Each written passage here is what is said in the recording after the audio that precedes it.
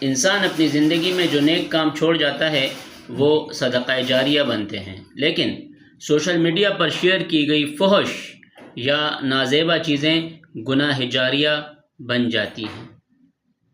اگر ایک شخص کی شیئر کردہ پوسٹ ہزاروں لوگ دیکھتے ہیں تو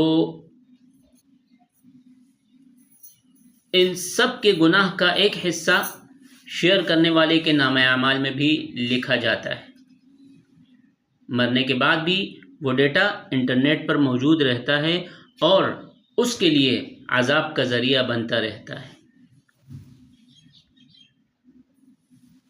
رسول اللہ صلی اللہ علیہ وسلم نے فرمایا، حیا ایمان کا ایک حصہ ہے،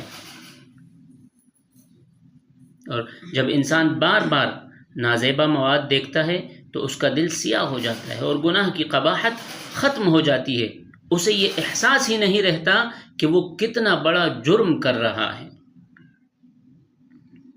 حدیث نبوی صلی اللہ علیہ وسلم کا مفہوم ہے کہ میری امت کے تمام گناہ گاروں کو معاف کیا جائے گا سوائے مجاہرین کے۔ مجاہرین یعنی وہ جو اعلانیہ گناہ کرتے ہیں۔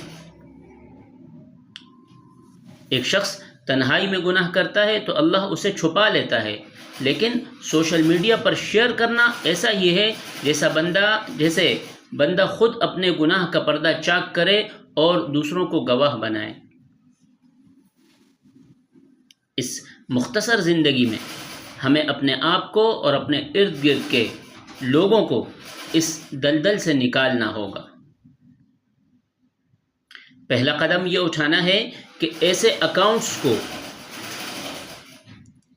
انفالو اور بلاک کر دیں۔ دوسرا قدم یہ اٹھائیں کہ اپنی وال یا اسٹیٹس پر صرف وہ چیزیں شیئر کریں جو کسی کی ہدایت کا ذریعہ بنے یا کم از کم گناہ نہ ہو۔ اور تیسرا قدم یہ اٹھائیں کہ توبہ کریں، کیونکہ اللہ توبہ کرنے والوں کو پسند فرماتا ہے۔ اللہ تعالی ہم سب کو اپنی زبان، اپنی آنکھ اور اپنے موبائل کے درست استعمال کی توفیق عطا فرمائے، اور ہمیں اس حال میں اپنے پاس بلائے کہ وہ ہم سے راضی ہو۔ السلام علیکم ورحمۃ اللہ وبرکاتہ۔